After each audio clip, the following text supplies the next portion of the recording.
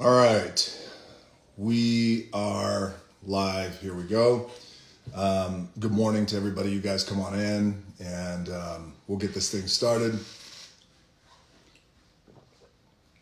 It's going to take a few minutes before we really get started, and I bring in the man of the hour, Jay Glazer, who's been a long time buddy of mine, going on 2 decades now.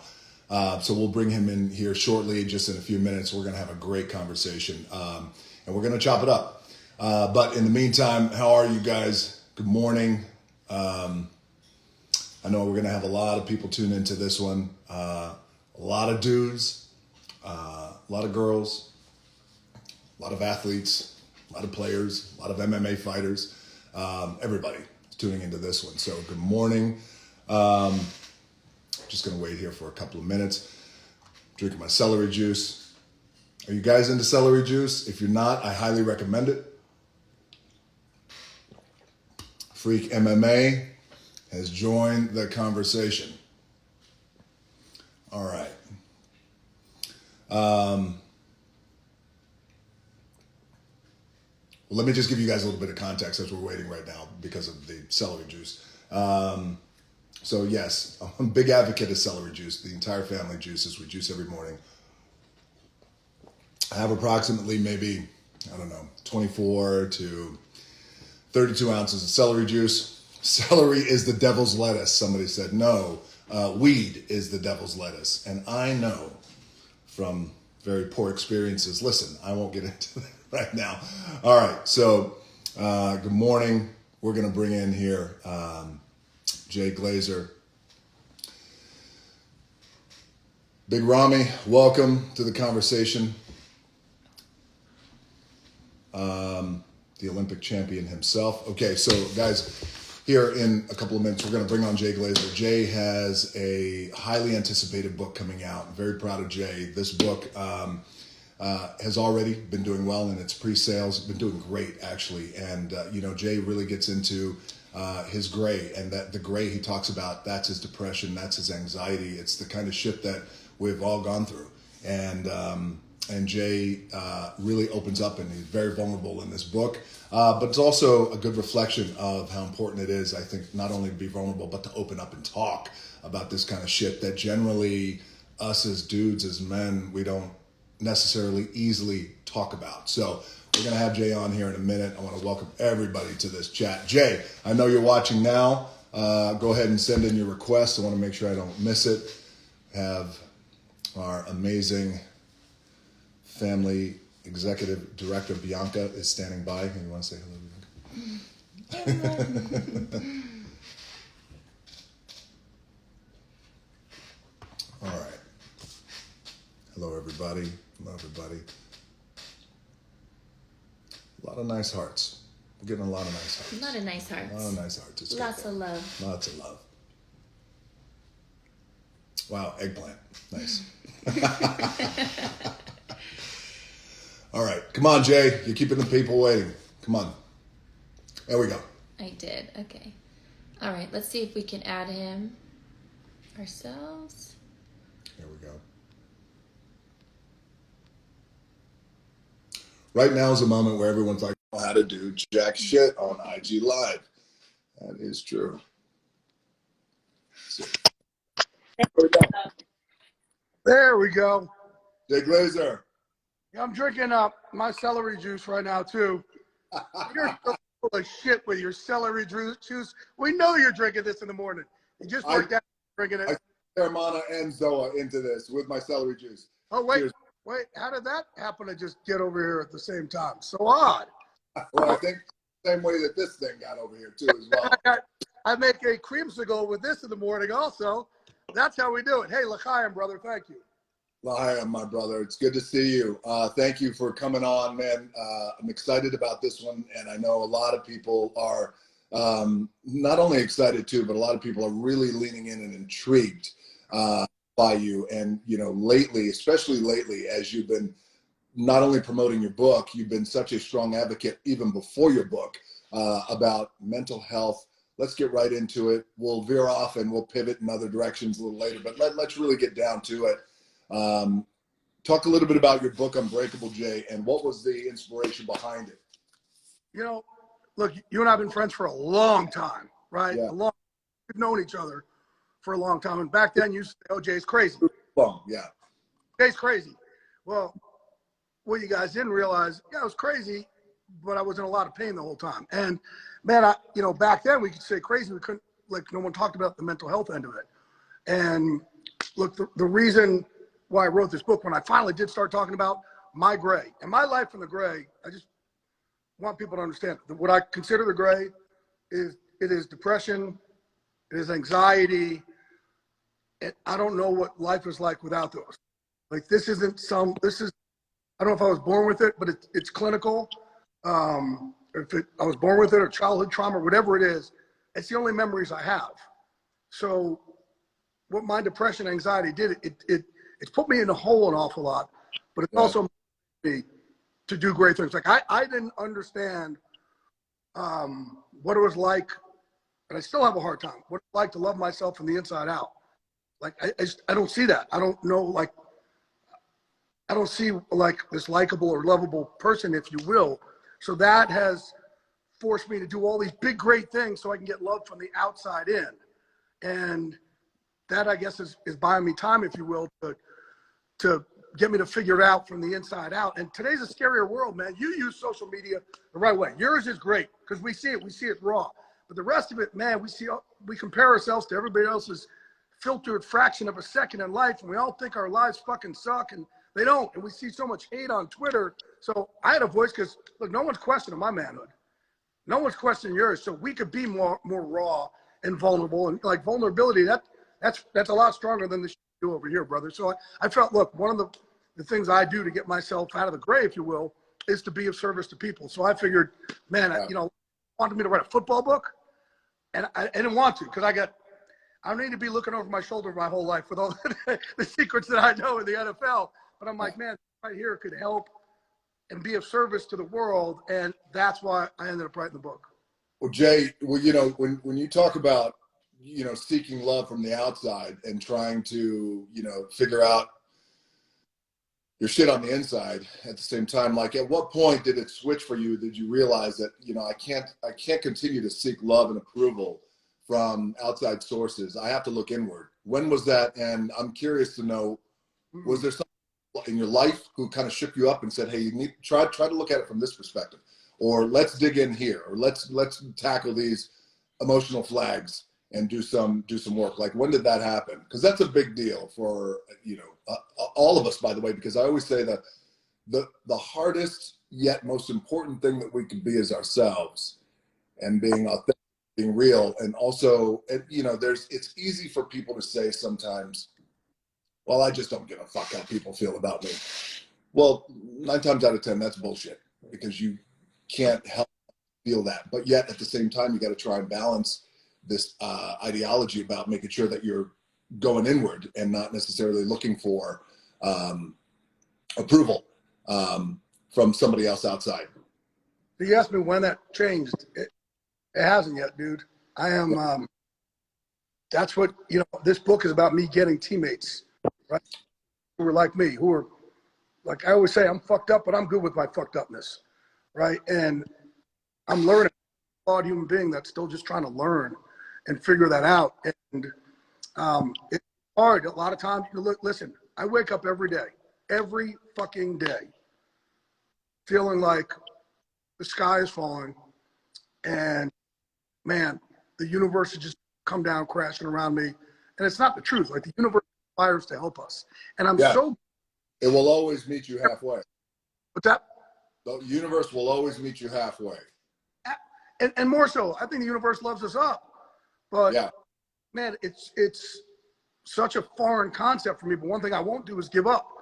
I work with a lot of vets, as you know, with MVP.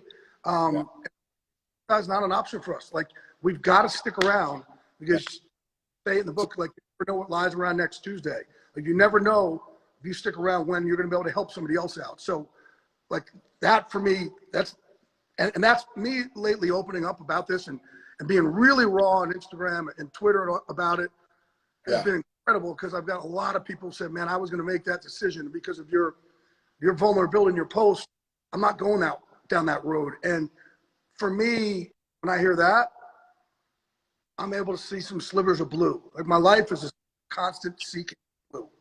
Well, let me ask you this. So when you say you're constantly seeking that blue, and I think a lot of people watching this right now are really going to be intrigued and really want to know, for a lot of people who are going through shit on a daily basis, like you do, like I have done, and you and I have talked about this. We're going on our second decade of knowing each other and being brothers, and we've bonded over, It's been a lot of filth. It's been a filthy 20 years. It's been, and it continues to be a filthy 20 years. That will for life. That's just filthy. But so when you wake up every morning and you feel like, man, I'm feeling heavy today. Because it's that feeling that we've all gotten, right? Even the sun could be shining, rain, sleet, shine. It doesn't matter. Sometimes we get that feeling. But when you wake up with that, is there a thing for people watching? What's a thing that will help you trigger out of that? Yeah. So this is a prescriptive book. Like, I'm trying to use my own experiences to help everybody, whether it's in business or life or training, but especially to get through the gray. And I kind of got 3 pillars of what I use here. One is having a team. So like, dude, I've leaned on you. I've sent you text messages where I'm fucking melting down, right? And what I could promise everybody out there, look, I'm in the 3 most doodly things in the world, right? Football, fighting, and ballers, which I believe you were on. I got ballers, yeah. Yeah. I think you had a guest hit on that once or twice. But like, man, when I have these teams, it lifts me up. Like, I get to walk this walk with people. And this year is when I really started to tell my crew the darkness and the shit I was going through. And that includes Strahan, who's my best friend for 30 years. Yeah. I didn't get into with him about this till fucking 2 months ago. Think about that. There is this dude I've walked with 30 years. People want to know that. As you guys know out there who are watching and joining us live, Michael Strahan is a great buddy and brother of both me and Jay. Jay's known him a lot longer than I have. I always like to say that Michael Strahan lived my dream of being a giant, an all-pro defensive lineman, giant, Super Bowl winning. Like, that was my dream. I never made it to the NFL. So we always have a big laugh about that. But so you guys have known each other for 30 years, but yet you never shared your mental struggles with him. Why not? He asked me the same thing. It wasn't until 2 months ago. Like, I had such a bad anxiety attack. It kicked my ass. I felt like I got to have a 50-round fight. And he's like, over. I said, no, I'm good. He said, you want to talk about it? I said, not now. I just want to get to sleep. And he goes, why have you never told me? And I was like, I don't make the rules of this, dude. I don't know. Like, but here, had I not felt ashamed 30 years ago and told him, I would have somebody that I could lean on for 30 years. So, look, Dwayne Johnson and I did a big sit down for Fox recently about it, right? And man, we opened up to each other about it. All these other people saw it. And now, as I open up, like in the book, it's a conversation when I go through the gray. And the first 3 chapters are me, like, listen, you start with less than $7 in your pocket. I know it's called $7 production, but it wasn't that much. I had 10 fucking years of the most. 700 year or something, right? Was it like $9,700 or $9,500? 10 years. 10 years of fucking rejection to get to where I'm trying to get to. That's a lot. I mean, that's a lot of heartache and hardship, right? In getting there. And man, you think that, okay, when, man, all of a sudden you finally make it 10 years in. It's a lot of me. Hey, God, I'm not asking you to make it for me. I'm just asking you to be my best teammate. When I fall down, brush me off, and let's keep walking this walk together. There's a lot of faith in that. And it's exhausting. People think you or I just, it's The Rock. Man, you fucking busted your ass more than anybody I've ever seen in my life. Just for people out there. When he's on the set of Ballers, okay, I'm sorry out here you hear it like this. He's on the set of Ballers. We're all fucking around. Dwayne's over there. He's doing this. He's doing this. He's sending this out. He's filming this. Like, he doesn't stop. He doesn't stop. The reason why he's so successful is because he outworks the world, not by a little, but by an enormous amount. And the way I got to where I am is by being absolutely freaking relentless over these years. And I'm talking about that. And when I finally got there, I'm thinking, shit, it's gonna be rainbows and unicorns. And the truth is my wallet is not an antidepressant. Like my life is fucking great, but between my ears is not. And I get into the book and I tell Sean, and it's a conversation I had with Rams head coach Sean McVay. He doesn't really get it. Tell the people about that conversation with McVay. He doesn't understand it. And Great. It was me and Andrew Whitworth and him. And we're really trying to get into, hey, dude, you know, think of how much better of a coach. Because he's like, wait, I don't get it. So you just wake up and you're just depressed? I'm like, yeah. He goes, why? I said, because I have depression, asshole. He goes, great, thanks. I said, Sean, think how much better of a coach you could be. If you could. And Whitworth is sitting right there.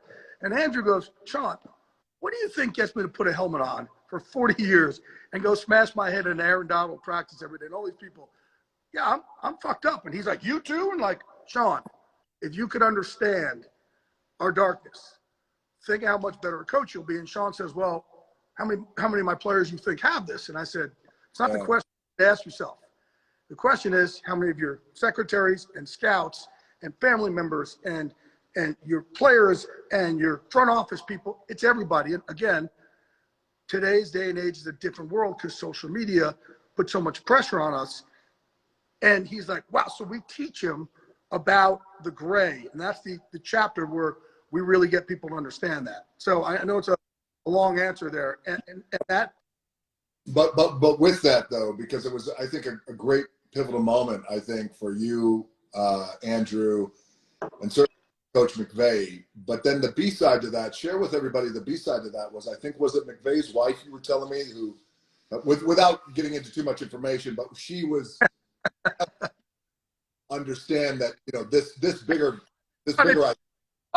She's like, I've been trying to tell you about this. And he's like, wait, you know about this? She's like, Sean, we've all. And he's like, oh my God. And actually that week, Sean got it so much, he got somebody else he's close with to go see a therapist, which is bam, right? And man, Sean Payton I'll put it here, has a great quote in it. And again, it's got me close to these guys I've known since the early 90s, the Mike Tomlins and the Sean Paytons. And Sean Payton had a great book saying, hurt people. Yeah. I mean, so I'm learning from these guys, right? And so that's one of the things is having this team, right? Number two, and these are my 3 ways to the grade. Number 2 is being of service. And that's what you and I are doing right now. And you do this incredibly. Every time you do something for a fan that is struggling, you use what God has blessed you with to be of service. And that gets me to see blue. And that's in the book, I kind of show everybody how to be of service. Not even when I was broke, those $9,700 a year, I figured out ways to be of service because that got me to see the blue. And man, you know, MVP is being of service to me. I don't know. I've always had charities because, you know, it's so funny, man. Oh, but Jay, tell You always feel like such a bad person. So I always got to do bigger things to make myself not feel so shitty, if that makes sense. Sorry to interrupt you, dude. No. I because you mentioned MVP, but I think it's important for people to know, for those who don't, just how incredible this is, how incredible MVP is. Merging vets and players. And I have seen it firsthand. I know its power, and I know and you know, look, I have very proud military men and women in my family, and very proud athletes who have had amazing amateur careers and pro careers too as well. So what you're doing with MVP is really tremendous. Tell people about it. I'm putting together, again, not scary. So 6 years ago, I was like, man, let's put the 2 together. Like combat vets look up to athletes, athletes look up to combat vets. But when the uniform comes off, it's a scary world. Suddenly they lose their team, they lose their locker room. And I wanted to reproduce the locker room for them and help them, not just help them through the transition, but shine transition because they deserve it. And like our combat vets have this thing of, they don't talk about it, right? Yeah. They're trained not to have individuality, not to talk about it. And I'm like, no. And they come back home here, they're like, oh, I'm different. And I'm like, no, motherfucker, you're different. And different is good. Different leads to success. Try and tell them all the time, don't be a crowd. Fuck that. Be the crowd. Right? You be the crowd. And you deserve it. But who reminds them of their greatness? Like you have people, we have a guy 7 people out of a bridge that got blown up in Iraq and saved them. And it took them 3 years to tell us. Where everybody else lies on their resume, right, and pumps it up, our vets don't talk about their stuff enough. So I want to remind them. I said, well, you know what? Let's put them with pro athletes. The athletes, the same thing. Their uniform comes off, and they look at it like, oh, I used to play in the NFL. I used to be a pro. I used to be in the Olympics. I'm like, no, that will never leave. And, you know, you play in the NFL, you be an Olympian, you be in whatever it is. That's not the uniform. That's what's behind your rib cage that got you to beat out millions and millions and millions to get on that level. And that suddenly doesn't just leave when the uniform comes off. So I put them together, and, man, we just had our 6th-year anniversary. We're in 7 cities. We have yes, and a lot of people who are finding their greatness. And there's a lot of it in the book where I learned from them. You put a bunch of vets and players together, they are the most philosophically smartest group you'll ever hear, way better than a boardroom in a Fortune 500 company, because I've been in both. And the stuff they come up with when they feel safe and comfortable, I'm just their vehicle to get their message out. It's been incredible, man. Well, what I love about MVP is what I love about your own journey and your openness and your own ideologies of being an advocate. And you and I have talked about this, about talking about our shit and getting it out. You know, I am just, as dudes, as you know, we've talked about this, as dudes, you know, we have a tendency to keep all our shit in and not talk about it, especially the stuff where it may be interpreted as a weakness. But as you know, and as many out there know, and if you don't know this, you should feel this and embrace it, is when you talk about your shit, and when you talk about if you're going through anxiety or depression or mental health challenges, man, that is not a weakness. That is a superpower. Yeah. And something that we all have to. And so again, I love what you've been doing with MVP, and I'm really so proud of the boys and the girls who have participated, who continue to participate and feel MVP's power. But so, Jay, in the book, you talk about the 5 pillars of an unbreakable mindset. Yeah. Which I love. And I'm going to kick it off with find out who the best is and do more. That's pillar number 1. But let's go into pillars 1 through 5 for everybody. So there's two kind of, the book is 2 things, right? There's, man, how you deal with the gray, which is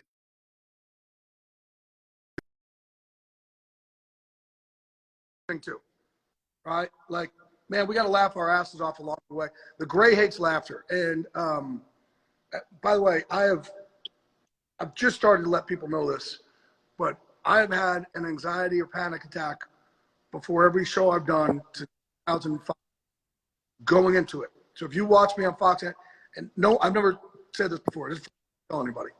If you watch me on every Fox NFL Sunday, and I almost got in this habit. It started in 2005. I was in a stadium by my stadium, and I was doing a hit for Fox NFL Sunday.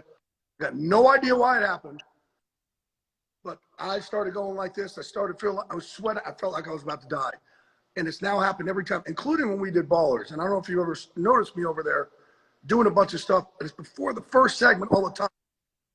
The way I get out of it is by trying to get you or somebody else to laugh.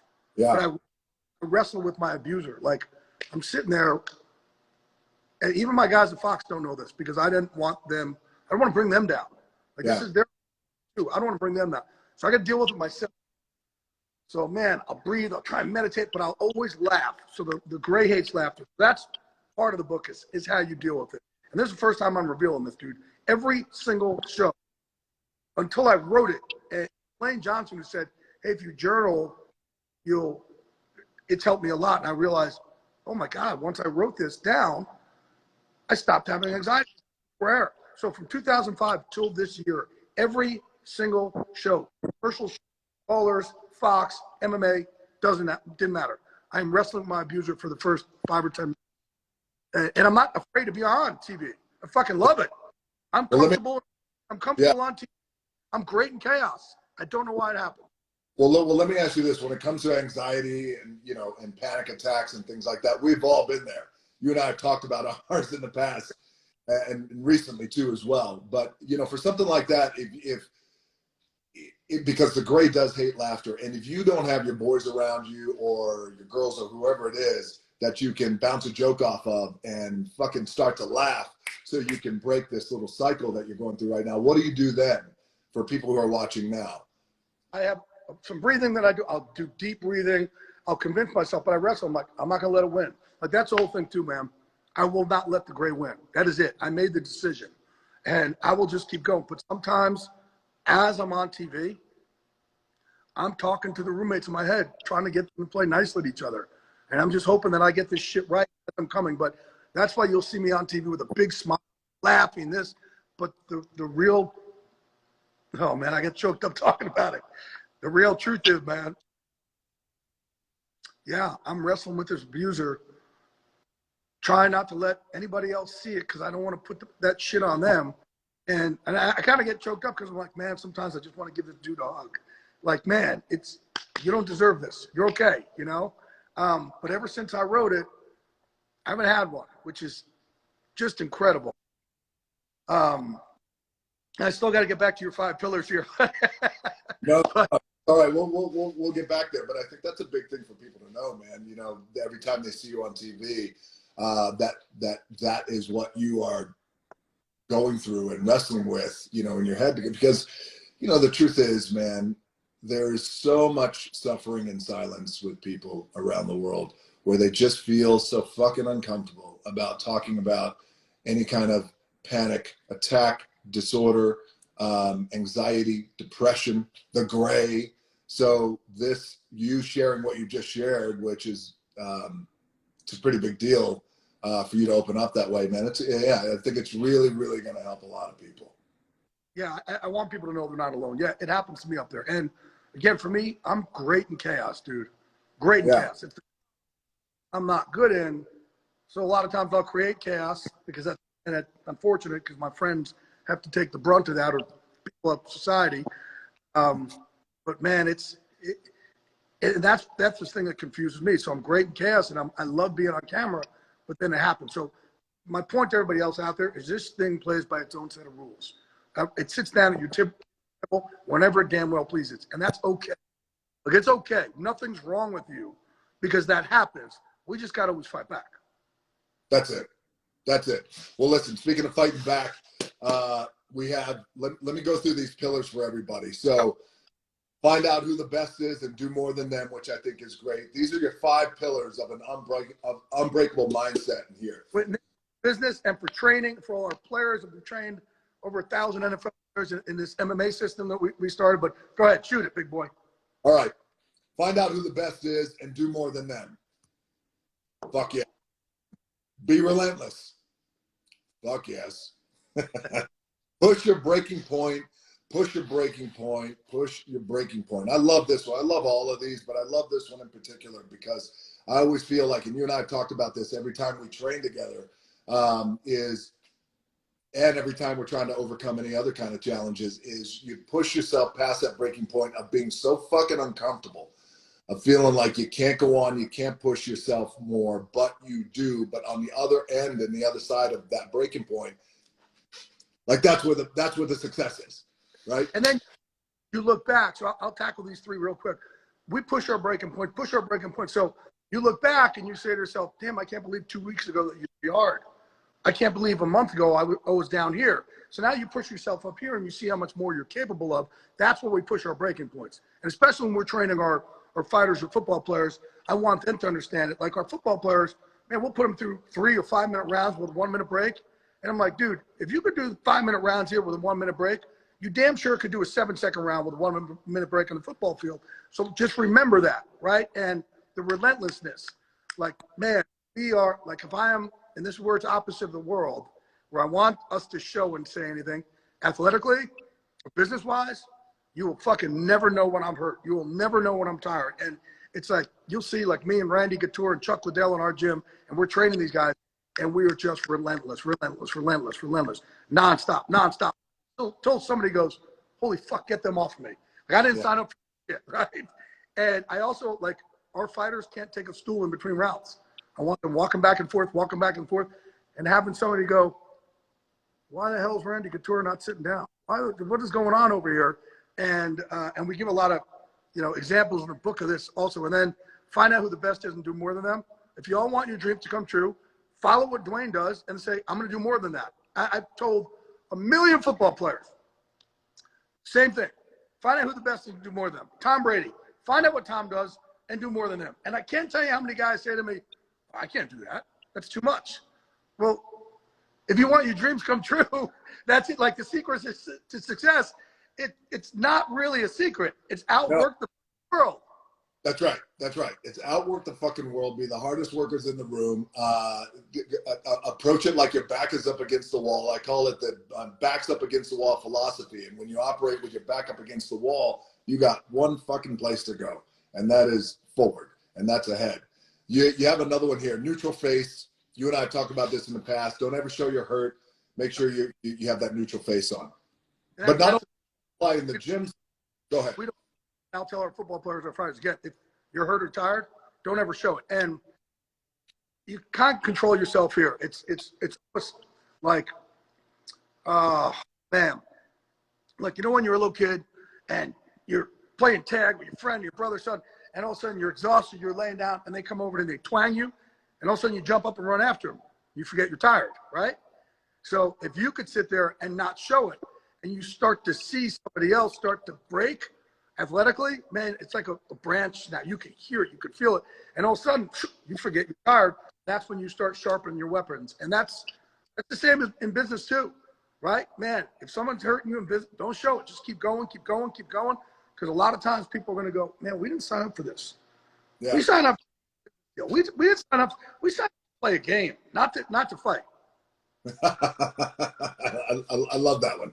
I remember when you were a little tired on the set of Ballers, I came over and slapped the dog shit out of you, and that kind of woke you up. Remember that one? Oh yeah, I totally remember that one. Yeah. All right, the last one, which I really love, and it might be my favorite one, or the combination actually, is it's our honor to fight hurt. And what I love about this is we have seen so many athletes, professional athletes, amateur athletes, over the years and decades who fight through pain, become injured, in the ring, in the octagon, on the court, on the field, fight through it, and they go out on their fucking shield, men and women. And I love that because it truly is. And I'll give you one example, and I told you this in the past. It was my very last WrestleMania match, a giant stadium there in New York. WWE Championship was a phenomenal match. We had 45 minutes in that match, myself and John Cena, 45 minutes total to go. At about the 15, 16-minute mark, I think I got suplexed. I can't remember what it was, and I felt a big pop. Boom, and it went, and I didn't know what the pop was, but it was kind of down here in my front hip area. Not in my groin, but a little higher on my hip bone. And I'm laying there in the middle of a giant stadium, and I'm looking up. There's 80,000 people, and I'm like, man, I try to, as best as subtle as I can, stick my hand in my trunks and feel around. I was hoping that I didn't feel a bone pop out or anything like that. I didn't, and I'm like, man, there's something really wrong here. Something just happened. When I got up, I realized I didn't have any push or spring off this right leg. And now I asked the referee how much time we have left. He said, well, we have about 20, 30 minutes left of this match. Do you need me to secretly call the match and say you're hurt? I said, no, let's get going. Let's keep going, rather. And plus, also, you're in the moment, right? You're feeling the adrenaline. I don't want to let 80,000 people down. I don't want to let John Cena down or anyone involved here. It's WrestleMania. It's the big Super Bowl of pro wrestling. 20, 30 minutes later, at the end of the match, John Cena hits me with his other finish, which is almost like a big over-the-head suplex. And I feel a big pop. Boom. Even bigger. Winds up. I went home to Miami at that time. I went to get my MRI. I came out of the MRI. The doctor came to me. And he said, I don't know how you actually walked in here. I said, what do you mean? He said, you have the top of your quad and your adductors torn off your pelvis. Oh. And I said, what? He goes, yeah, it's torn off your pelvis. But so anyway, long story short, I didn't have surgery. I had to tissue up. But the point of this was in the moment, you make a decision to fight through the pain, fight through the hurt to get to the other side of it. Am I happy I didn't call the match? I am, because there was a lot riding on it, and I had a responsibility and accountability to everyone else. But also, in that moment, I felt like I could go on. You know how it's all up here, right? In between your ears and in between the rib cage, as you like to say. So I love it's your honor to fight hurt. And look at what it did for you. Here you are. You're the biggest star in the world, but look what makes you feel great, right? You know, for the rest of your life, no one could ever take that from you. Like, you went out there and you're like, fucking no, I'm a gangster. Like, I did that with 2 things torn off the bone, which is insane that you're able to do. Again, us being fucked up with our fucked upness, that's fucked up. And it's something that you'll have as a badge of honor forever. And that's why I try and teach our guys all the time. And I use stories in the book from Tony Gonzalez and Rondé Barber and Tom Brady. Tom Brady played all of last year with a torn MCL. No one had any idea. Won the Super Bowl. So I think in today's day and age, everybody wants to be so perfect because of social media. They don't want to get hit. They don't want to have a meme. And I'm like, dude, it's your honor. You have, that first year we traded Dwayne Johnson, this whole neutral face, you're never going to see it. He had a high ankle sprain, torn MCL, and he herniated L4, L5 and never missed a game. Wow. And that's right there. That's what I'm talking about. That's how your dreams come true. Don't worry about, and I talk in the book about Connor was going to fight Brock Lesnar, and Randy actually popped a bursa sac in his elbow and couldn't lift going in the fight. And Randy is, 87 years old going into that. And Brock's a monster. And I was like, hey, dude, why don't we pull out of this one and kind of wait until you're healthy? And he just jumps my shit. He's like, pull out of it. Are you kidding me? Pull out of it. He said, could you imagine if I could beat him? I'm at 50%. Even if I just slam him and I'm at 50%. Think of what that does for me. I was like, whoa, okay, my bad. But that's it right there, right? Nothing is going to be perfect in our lives, ever. We've got to find it to be our honor to fight through that pain and fight through those limitations and just knowing ourselves, let it lift us up from the inside out. You know what I love about that, Jay, is the reason why I love that particular pillar, that it is an honor for us to fight. And it's an honor for us to work through those challenges. Is what I love about that philosophy is it's more than sport. It's more than athletics. It's something, I think, greater and deeper than that, which everyone can relate to on every level around the world, which is just having the mana and the fortitude in here to just fight through the pain. Now, it's not, hey, fight through the pain, get to the other end of it, and you get a gold medal. It's fight through the pain today. You'll be a little bit better tomorrow than you were today, right? You'll be a little bit more the next day than you were. And it's all comes from in here. So I really love that, again, because I think it's a reflection of something greater. Inside out. Don't worry about the end result, right? Yeah. Don't worry about the win. Worry about the fight. Enjoy and embrace the fight. That's right. Enjoy and embrace the fight. Dude. What's that? I got a question for you. And I haven't asked you this yet. And when I did call you about writing the foreword for this book, and look, you're one of my best friends on the planet.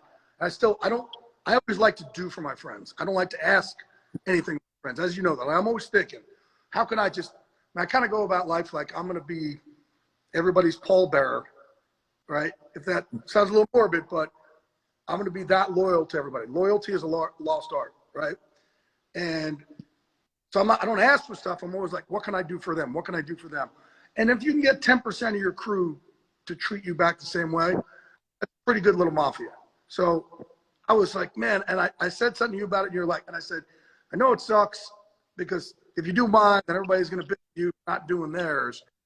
And no hesitation, but after you damn right I'll do it. And yes, people will get upset with me for not doing theirs, but I'm doing yours. And not only am I doing yours, I'm jumping on board with you, and I'm helping you for my dreams to come true. Amazing. Why? Why did you agree to do mine when, so many others have kind of asked you and you knew they'd probably look at you like, what the fuck, DJ? How come not mine? Why mine? All right. Well, so the reason why I agreed to write your forward in this book right here, which the bill is in the mail, by the way. That's all you need is more money. But also, too, as you know, I told you when you left me that message, you're like, hey, man, I got to talk. And you and I got on the phone and we talked. You asked me, and I said, listen, brother, for decades, people have always asked me to write their forwards. I have always said no. For the most part, I've said no because it encourages other people. Well, if you wrote this forward for them, can you write it for me? And I've turned down pro athletes, the biggest business entrepreneurs in the world. Still friends with all of them, but the reason why I decided to write your forward is because you know where I keep all the dead bodies, so you know those secrets. So that's why I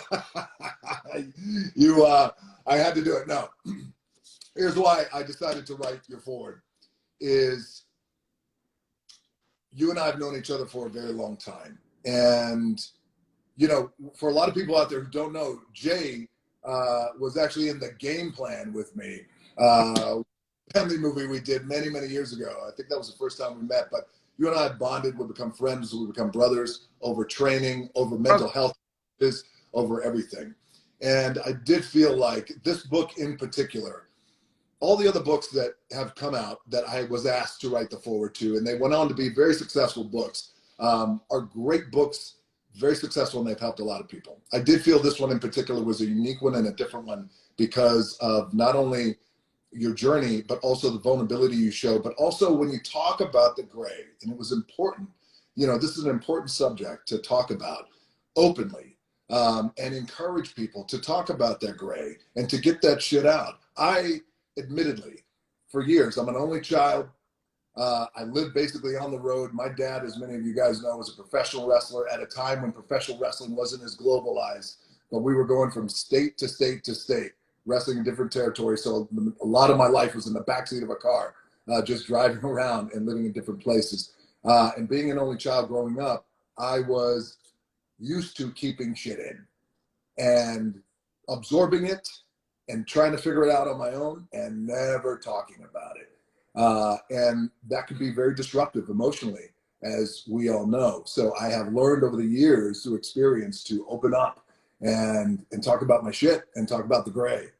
So when you and I met and you and I talked about our own mental health challenges, and years later you put out this great book, I thought this is a great opportunity for me not only to support you, but then also to help illuminate and highlight the great work that is in this book and the great work you've already done. I can tell you now, for everybody watching, not only do I want everybody to go out and buy this book because it's extremely helpful, but the amount of people that you have already helped, Jay, is extraordinary. And that's a thing that is fucking invaluable.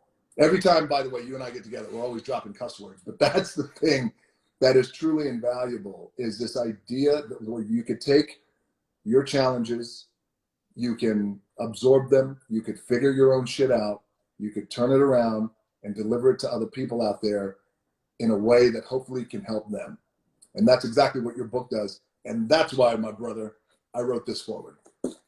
And it's incredible because you and I got vulnerable with each other very early. We just connected and bonded. And man, that's, type of brotherhood.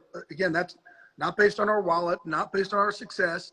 We just had two fucking warriors that got each other, but vulnerable and didn't mind trying each other and open up to each other. And I can't tell you how honored I am that you were walking this walk with me, man. I think, again, the book for me, it's to get everybody through their gray, but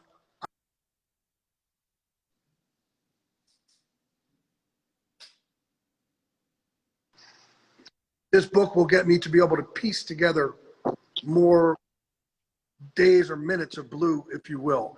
And we all got to kind of build this team out for all of us.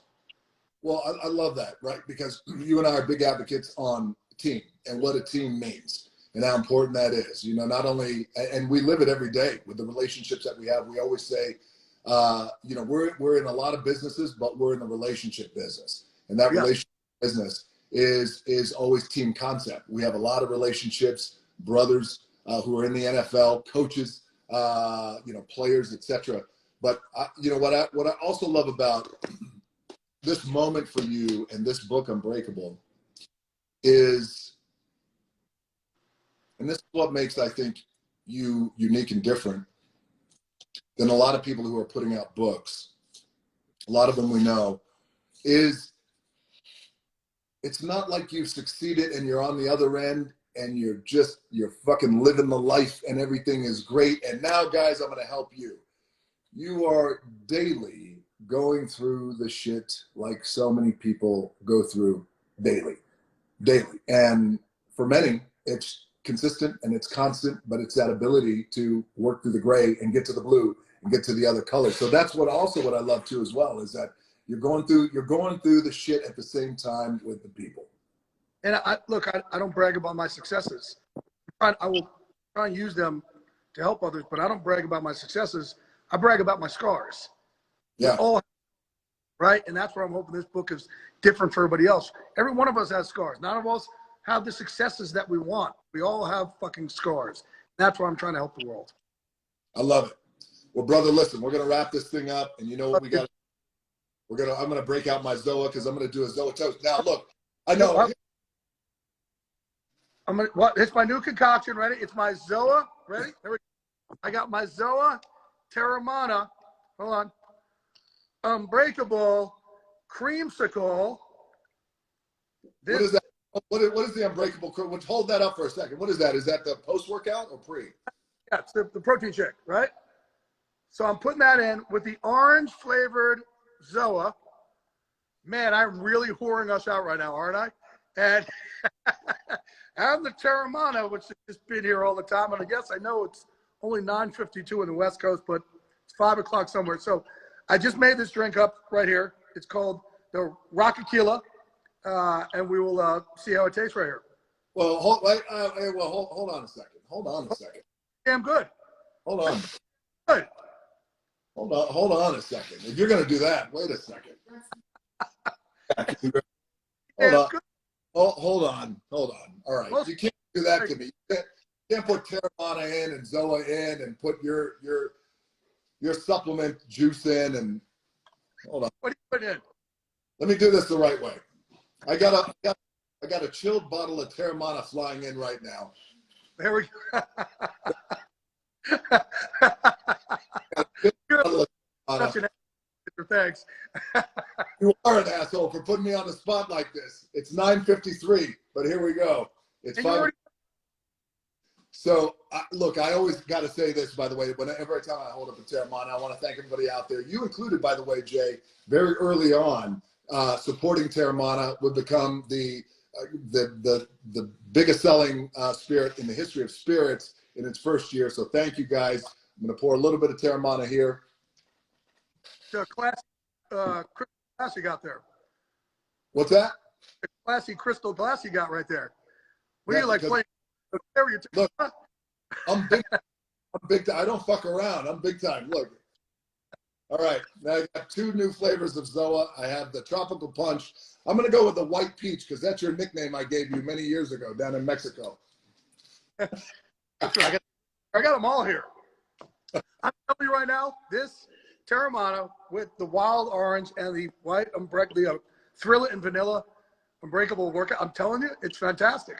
Look, I got the Zoa going. I got Terramana going. I don't have the Unbreakable supplements, by the way, because you're a cheap fucking bastard. You haven't sent me any, by the way. So you didn't. Pull off your front porch. Our partners at GNC, they even told me, like, you didn't send me shit. So let me hold this up. So I have Zoa and Terramana in this cup. I have Unbreakable in this hand. Brother, congratulations on your new book.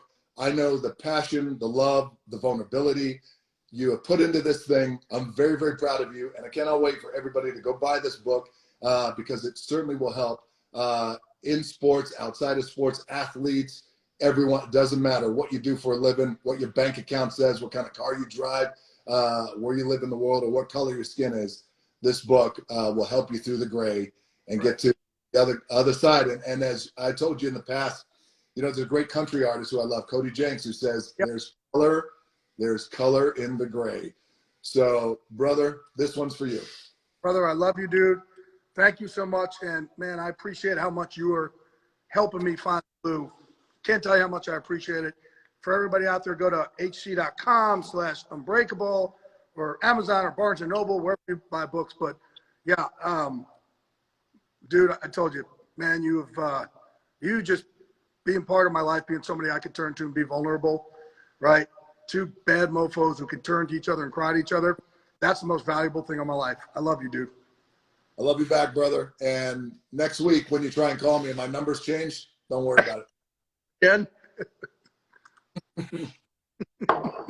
That shit is It's fantastic, right? Doa and Terramana. We just made something up right now. I got a rock tequila right here. It's good. Rock tequila. Phenomenal.